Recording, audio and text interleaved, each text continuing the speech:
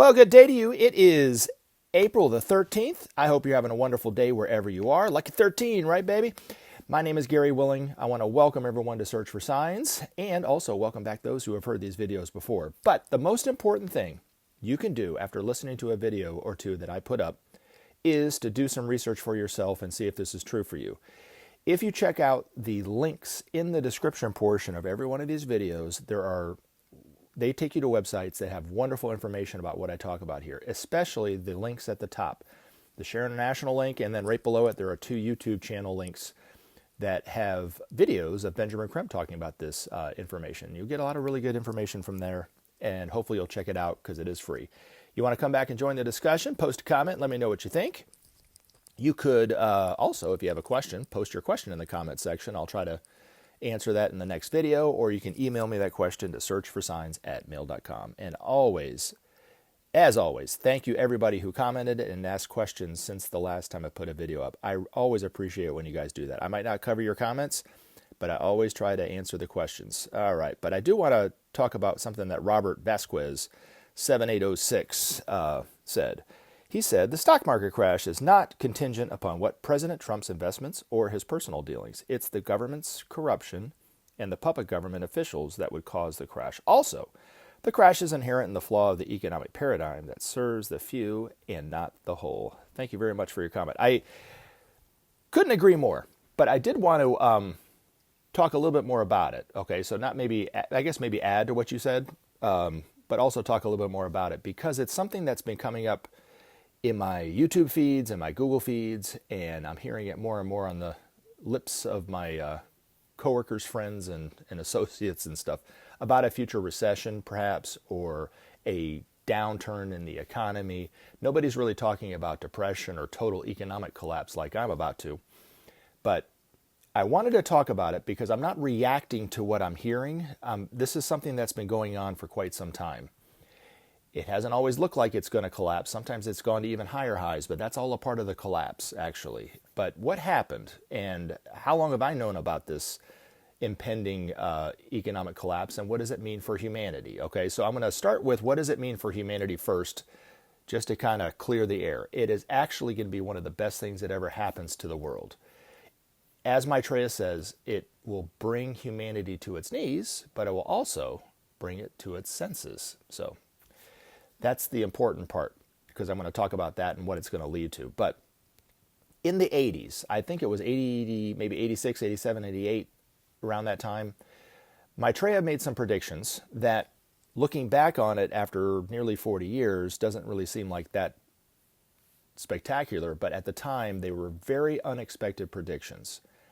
Things that people probably thought at the time would never happen. Okay, so he gave his predictions to his associate who lives in London, and his associate then in turn gave him to Benjamin Crème, and they were published in Share International magazine.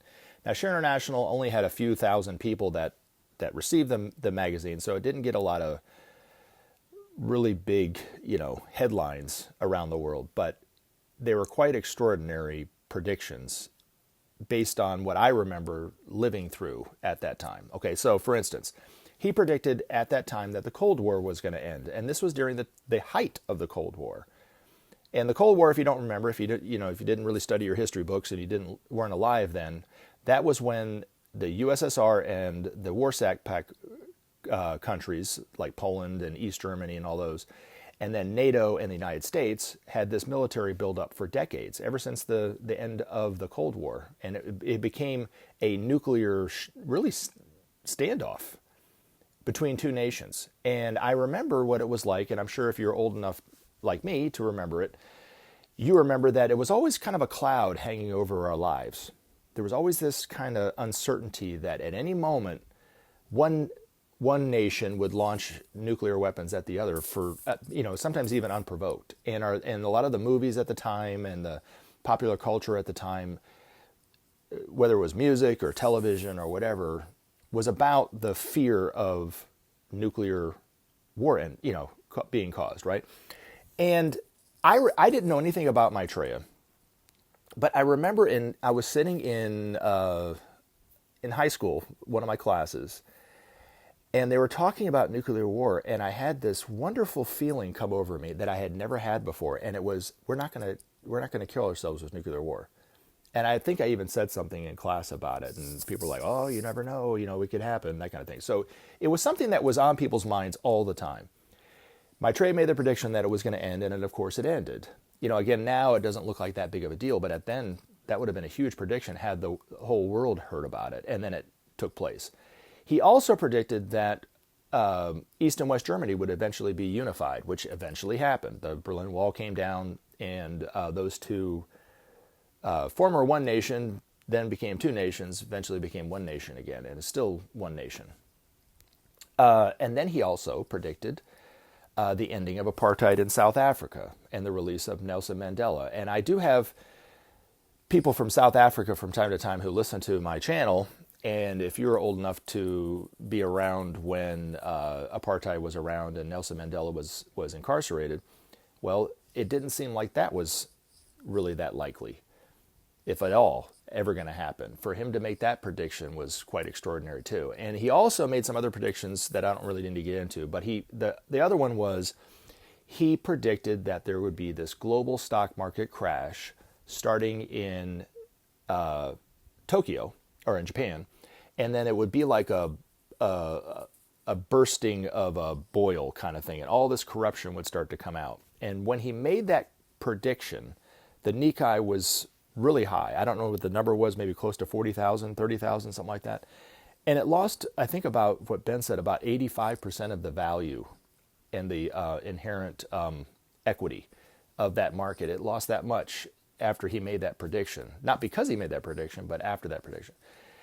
And then it affected the markets around the world here in the United States. And there was that Black Monday in October of, I can't remember what the year is for the life of me, I think it was 88 too, where the stock market took the largest percentage loss that it ever did. Now, if I remember correctly, the stock market at the time was not very high. It was probably 1,000, 1,500, 2,000, 2,500, something like that. So it wasn't really that high like it is today. But it lost like 500-600 points in one day, which would have been 20% point loss in one day. And I don't know if you remember that day, but it was people were very concerned, that this meant that the crash of the American economy too. But what happened was, and this is something that most people don't understand when it comes to the prediction that happened with the stock market crash really not following through, is when the Cold War stopped and this, especially nuclear arms buildup and military buildup, stopped cold turkey, that energy that it took to build all those armaments and so forth, and the tension and all that it did, all that energy, had to go somewhere. It was like a train moving at very fast speed. You just can't stop it at a dime. So it, according to Maitreya, circled the world several times, this energy, and went right into the stock markets. And right after that, the stock market started to explode. And the forces of darkness, who are also referred to as the lords of materiality by the masters and their agents here in the world, propped the stock market up. And if you look at the history of the stock market in Wall Street in the 90s, that's when there was this huge boom in the stock market. It went the exact opposite way that Maitreya said it would. But he said, Maitreya is going to talk about this when he's out known in the world. The masters will eventually teach us this truth. But everything in life is energy. And people like Einstein have proved it theoretically, but the masters will show us the truth and what that means for everything, and for us to know the truth that everything in life is energy. So that buildup that happened during the Cold War was it was a result of energy, and that energy had to go somewhere, and it went into the stock market. It built the stock market up, and so over the last 35 years-ish or so, the stock market has gone up, and then it's gone down, and it's gone up. And I remember right after 9/11. It was probably 2004, 2005, maybe. The stock market all of a sudden just dropped, And knowing what I knew about this information, I thought that meant that was probably the trigger that the stock market was going to crash, and it dropped even more points than the stock market was higher, but it dropped more points than it did back in the 80s. It dropped 500, 600 points, 700 points, 900 points. It wasn't the same percentage, but it was higher point loss. And then it would go back up, and then it would drop again, and then it would go back up, and then it would drop again, and it would go back up. And every time it went down, I always thought, this is it, it's going to crash, and then it got propped back up. And Ben's master said it was being manipulated by the forces of darkness. They were pushing it back up to keep it from collapsing, because they know what it means for them and their power and their control over their part of the world when the stock market does crash. That means that the masters will start to come out. Humanity will no longer be manipulated and used by commercialization, and it will start to bring about peace and security and justice in the world. So they don't want that, because that means kind of the end of their power over humanity. So that's why they prop it up, and they've been doing that for quite some time. And then the next stage of this story would be around 2008, where yours truly was watching TV one day, and just like it did a few years prior to that, it dropped significantly, 900,000 points. And I was like, wow, it's going to go back up. This time it went down again. And I was like, huh, right? Maybe this is. And then it would go up a little bit, and then it would drop even lower. And then it would have a lower high, and then it would have a lower low. And it just kept going down and down and down and down and down. And this was right around the election of Obama and John McCain. And this is probably the reason why John McCain lost the election as bad as he did.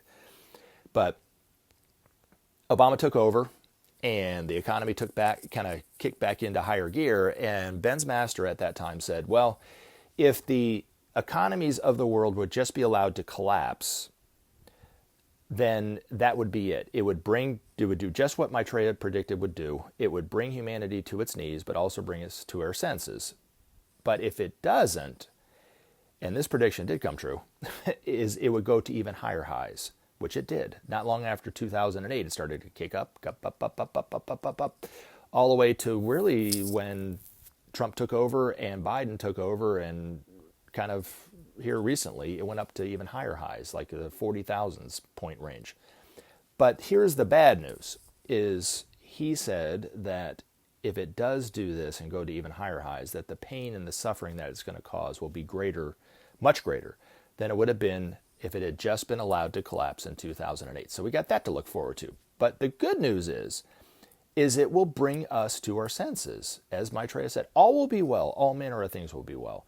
And the reason why I'm bringing this up, and the reason why I'm going to keep talking about this, because I keep hearing about it from all different directions in my life, about this stock market, whatever, crash, depression, recession, correction, whatever it is. And it was really, what I was talking about with Trump, that Robert Vasquez was talking about, it really does not have anything to do with whoever is president. It did, even if the greatest president in the history of the United States was in office right now, eventually the stock market will crash, because it is inevitable. It is an inevitable thing. And I'm going to talk about why it's inevitable and those kind of things. But it's important to understand that you'll be hearing information from all sorts of people, and 9 times out of 10, it is fear-based.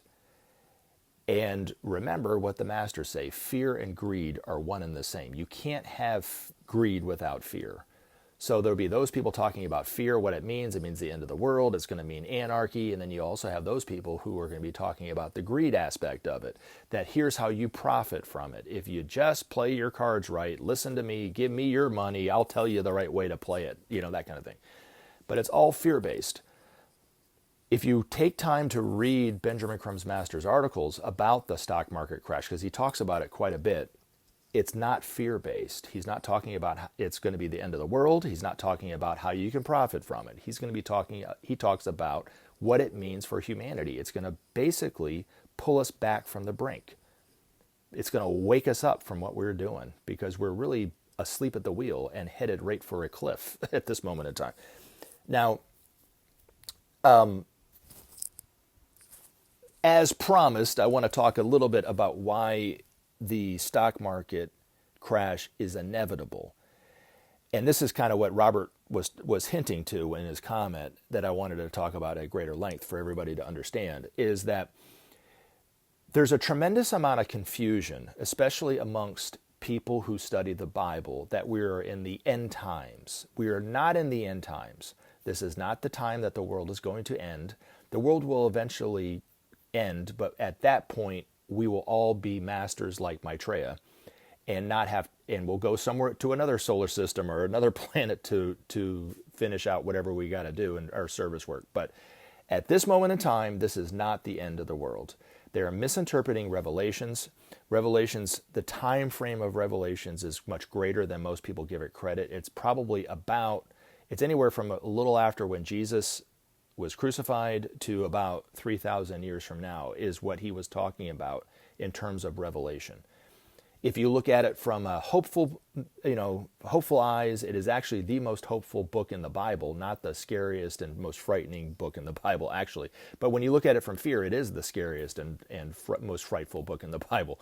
But we're not in the end times. This is not the end of the world. And if the stock markets, and when the stock markets do collapse, and if it happens soon, it doesn't mean that the world is going to end and we're going to descend into anarchy. We have help. And even though our leaders are totally inept and totally ignorant of how to help anybody else but themselves, we do have help. And humanity is ready for the next stage, which is peace, justice, sharing. And not in that order, but that's what we're ready for. And why is it inevitable? Well, everything in life is energy. And over the last 2,000 years, we have been, our solar system as a whole, but our planet too, and the humanity on all our planets in this solar system have been influenced by the energy of Pisces, which on our planet, at least, if you looked at how far humanity has come in the last 2,000 years, it's been tremendous. We have, each and every one of us, all the billions of people living on this planet, have an individuality to ourselves that we did not have 2,000 years ago. Most people 2,000 years ago couldn't even think even remotely for themselves, let alone think for themselves. Now we all pretty much think for ourselves, maybe not thinking for ourselves the way that somebody like Leonardo da Vinci or Jesus or Krishnamurti or somebody like that can do, but we can think for ourselves way better than we could 2,000 years ago. Even just the idea of be the best or think for myself or I think, therefore I am kind of concepts. Those all came out of the last 2,000 years and were not available to humanity 2,000 years ago. That would not even be a concept that somebody would understand. Just as when I talk about peace and justice and unity and oneness, and masters talk about this and those kind of things, for most people, they're just kind of vague concepts that they don't really understand the truth of those words. The truth that we are all one, the truth that we will have to share the resources of the world. Most people say, no, we don't have to do that. But 2,000 years from now, it will be the norm. Everyone, yeah, of course, why would you not share? You know what I'm saying? Why would we not have justice for everybody? Why would we not have health care for everybody? Why would we not view each and every one of us as members of one family? Why are we at war with one another? Those things will be gone in the next 2,000 years. War, terrorism, crime, most diseases will be gone. Our understanding of ourselves and ourselves in the universe, where we fit in terms of where the masters are, a lot more people will become masters in the next 2,000 years than there are today. We'll be living in a totally different world. And these are the priorities of Maitreya, which is going to be resultant of the energies of Aquarius coming in. But they're totally different energies than what we have just experienced over the last 2,000 years. That's why we have the turmoil. That's why we have the political divisions. That's why we have the economic divisions. That's why we have the national divisions and so forth, and the racial division. Everything, is because of these energies being so different. But Maitreya is already out in the world. He's already speaking to humanity through our media. He's not claiming to be Maitreya, but he's already speaking to us in that way. And so when the time is right and humanity is starting to wake up from this nightmare of commercialization and capitalism and war and crime and injustice, when we start to kind of wake up to the fact that we don't have to live like that, Maitreya is going to be the one here to help inspire and galvanize humanity to change, to build these structures that support all of humanity except for a few. So we're living in a world today where our political leaders, especially in Washington, have free healthcare for themselves. They know exactly when the stock market's going to go up or down based on their legislation, and they take advantage of it, and yet they hold everybody in contempt who doesn't have the advantages that they have and think that they should be making as much money as them, which is just not true. They're cheating. You know what I'm saying? And they know they're cheating, but they won't help anybody else out. They won't help the masses of humanity that are really either underinsured or have no insurance. They don't care about them, but they don't have to pay for their insurance. And they talk about it almost being a bad thing, right? But that's the world we live in, as he was saying. It's the system that supports the few at the expense of the many. But in the very, very near future, as it says I guess it says that in Revelations, those who are first become last and last first. Well, that's basically what it is. The priorities of the people who were the last, the hungry, the starving, the poor, they will get the first priorities over those people who are the rich now, that kind of thing, who get the first priorities now. So hopefully that helps, and hopefully that gives everybody a little bit of hope. But I think as time goes on, if this market keeps to go down and down and down, we need to talk about the stock market crash and what it means for humanity based on what the masters think that it means, not based on what some economic pundit or financial pundit or something like that has to do with. Okay, so switching gears, I'm going to talk about this before I talk about the next one. This is coming from Pudguri. I don't know if I'm pronouncing this right. Gary, do you ever think you have too many titles here? Search for Signs, S4S, SOP, Save Our Planet. My friend even thought your channel was called Maitreya and thought he corrected himself by saying it's the Masters of Wisdom channel, LOL. I actually really like that. And to be honest, whoever this is, I have been thinking very seriously about rebranding the name of my channel. I just don't know what to do. Maybe the Masters of Wisdom channel might be appropriate, I guess. When I started this channel so many years ago, I think 6 years ago now, I started it as Search for Signs. I couldn't think of a name, and I read one of Maitreya's messages where he said, those who search for signs will find them. That's why I came up with that name. And my intention was really to just talk about my own personal Maitreya experiences and maybe a little bit branch out into the priorities of Maitreya and little bit branch out into some of the other miracles and what they mean for humanity and leave it at that. And then this whole conversation on this channel is transformed into something that I never expected, ever. So Search for Signs is definitely not it. You know what I'm saying? Share International's already taken, so I can't use that one. I'll have to think of something, but I do like that, the Masters of Wisdom channel. That's actually kind of cool, but thank you very much for the comment nonetheless in the question. Now, the next question is, Maitreya is in a Pakistani-looking body, correct? From what I understand, yes. Now, the replies that this person got, I have to say they're rightish on what they're saying, that he can change his look and however he wants to look, just as any one of these masters do.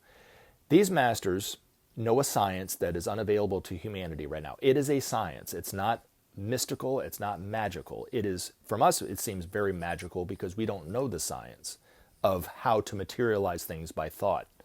But eventually the masters will teach us this when we have a degree of self-realization involved, because you have to know yourself as the self. You have to be have total honesty of mind, sincerity of spirit, and detachment, which are the three keys to realizing yourself as the self. Maitreya will be teaching humanity the art of self-realization along with these other masters. They'll be building structures to help support that. But if you're not self-realized and you can materialize anything that you want, we're in for a really good time. Because you could be very destructive not only on others but also on yourself, because what you put out you get back, right? So they are totally detached from being able to materialize anything for themselves. I mean, Maitreya or any of these other masters could be the richest man in the world tomorrow if they really wanted to, by materializing as much gold or resources as they want. But they don't do it because they are not attached and they're not tempted by any kind of materialism whatsoever. They're totally removed from that, perfectly, moment to moment. They will never be corrupted in any way. They can't. Just as Paul said in the Bible, when you love, you cannot steal, you cannot lie, you cannot covet what somebody else has and so forth. It's so true. And you really can't love until you know yourself, because he even said it in that biblical verse. Really, the only commandment is to love thy neighbor as thyself. As thyself. Why did they put it in there like that? Because they knew at the time, Paul and the others, and Jesus and so forth, and those who wrote some of the things in the Bible, that we are the self. We are that unchanging whatever it is that is allowed all this consciousness to exist. We all share that self. So when you harm somebody else, you're actually harming yourself. When you love someone else, you're actually loving yourself in the same way. So these masters will teach us the art of self-realization to where we'll realize it, for lack of a better word. But Maitreya, also, I wanted to say too, that the times that I've seen him, I've only seen him one time where I think that's how he actually looks. Because the other times I saw him as a young man, as a little boy, maybe around 10 years old. He was blonde hair and blue-eyed then. I saw him as a young African-American male. I've seen him as a woman. I've seen him as a Hispanic kid. I've seen him mainly, the most of the times I've seen him, he's been African-American or black. The other times I've seen him, and most of the times I've seen him, he's been male. Okay. Most of the times I've seen him, he's been older than me, whatever age I was, but not all the time. And then one time I saw him, he looked like almost exactly, except he didn't have the Coke bottle glasses that George Burns had, but he looked like George Burns from the movie Oh God. He had the fisherman's hat, the members only jacket, and the khaki pants, and he was about his height and had that kind of look to him. Just this old grandpa kind of look that you would just this lovable grandpa. And it ended up being Maitreya. But this one time that I saw him, that he did look Middle Eastern or Pakistani or East Indian or whatever. He had that kind of look to him. It doesn't necessarily mean that he's East Pakistani, you know what I mean? I don't know, But when I saw him in the parking lot, looking the way he looked at this time, and then not long after that, I read in Maitreya's Mission, Volume 2, coming from Benjamin Crème, this is actually how he looks in London. So it was that's when I was like, well, maybe that's actually how he looked. And I never remembered to ask Ben that when I saw him. For some reason, I don't know why I never asked. That would be like a really cool question to get answered. But the way I saw him and the way that Benjamin Crème described him was... when I saw him, he was taller than me, and I'm close to 6 feet, so he looked like he was about 6'2", 6'3". Couldn't really tell exactly. I didn't have a tape measure, but he looked like he was probably about 175, 180 pounds. Broad-shouldered, thin waist, in shape, nice-looking man, very well-dressed.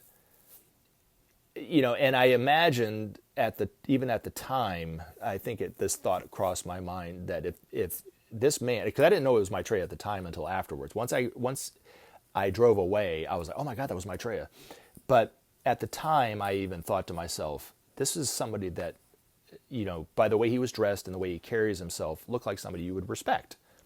And not fear respect, but just somebody you would actually listen to, right? Like he didn't look disheveled. He didn't look out of place, but he was very well dressed. Like I said, he was tall, broad-shouldered, Middle Eastern complexion. He had a very thin mustache, a very small mouth, and a smaller mouth compared to his head, and a small chin. High cheekbones, kind of larger eyes, and a large forehead. I know the way I describe it, it sounds like an alien, but he actually was a very nice-looking man. And he had raven-colored hair, and it was curly and slicked back.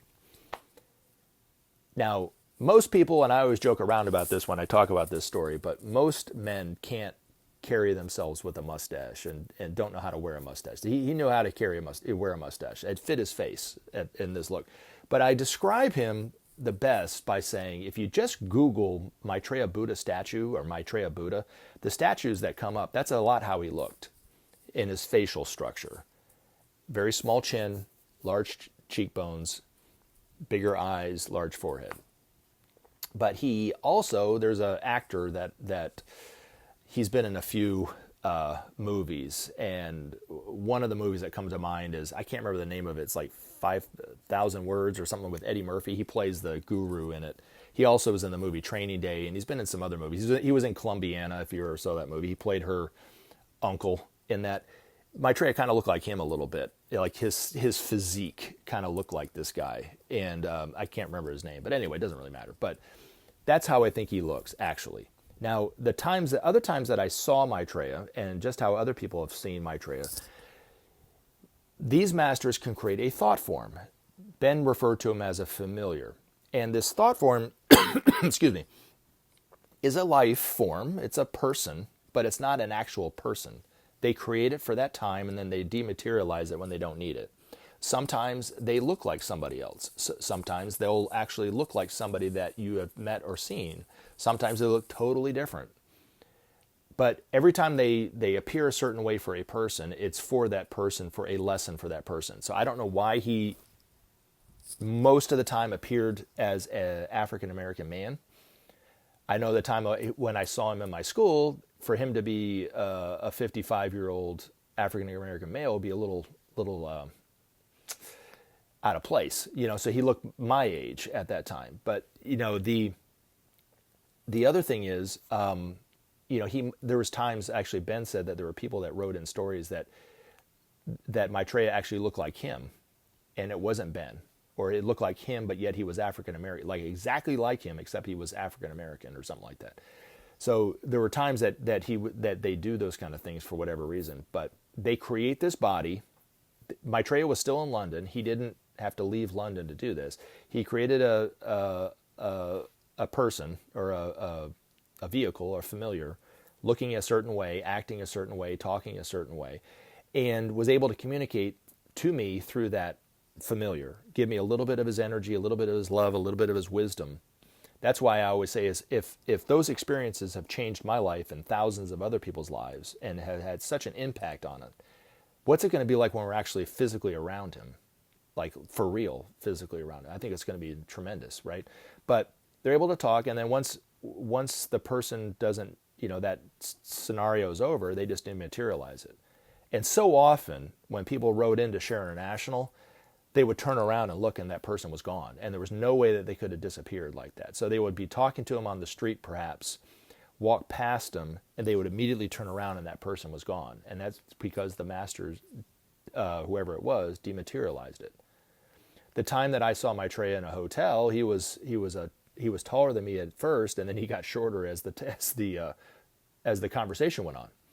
And everyone was staring at me, thinking I was wondering, why are these people looking at me like I was crazy? And come to find out, Ben said I was the only person that could see him. So he was physically real to me. I could touch him and real, and I don't have this kind of imagination, and I'm not bipolar, and I'm not crazy. Don't say anything. You might think I'm crazy. But no, but yeah, I was the only one that could see him. But here's what I also wanted to say about this. Okay, so is it important to really understand whether he's in a Pakistani body or not? No, not really. I mean, that's an okay question to ask, and I appreciate you asking the questions, and I always encourage questions, and if this is a question that you have, then that's great, right? But it's more important to look at his priorities, look at what he's saying, and that will be easier to recognize him. I don't remember where I read this, but I did read it somewhere, whether it was in the magazine or in his books, Ben's books, that somebody asked him, when Maitreya is on TV before the day of declaration, is he going to look exactly how he looked in London? And Ben said he'll look about 80%, I think, 80, 85%, something like that. Which, if you think about it, a 20% variance in look is drastic. That is drastic. So it could be, his complexion could be a lot darker than it normally is, or a lot lighter. He could actually appear more like a Caucasian, even, or whatever. His facial structure could be different. Even 20% variance in facial structure is probably more than most radical reconstructive surgeries that people have, I mean, it really, if you think about it. So he's looking obviously totally different than he normally looks. But eventually he'll look, I think, the way that Ben described him, and perhaps the way that I saw him in this parking lot. Perhaps. I can't wait to see if I'm right on that. But The other thing I wanted to say too, and this is something different than his actual physical look, but this is really who he is for humanity, and something to keep in mind when we see him on TV.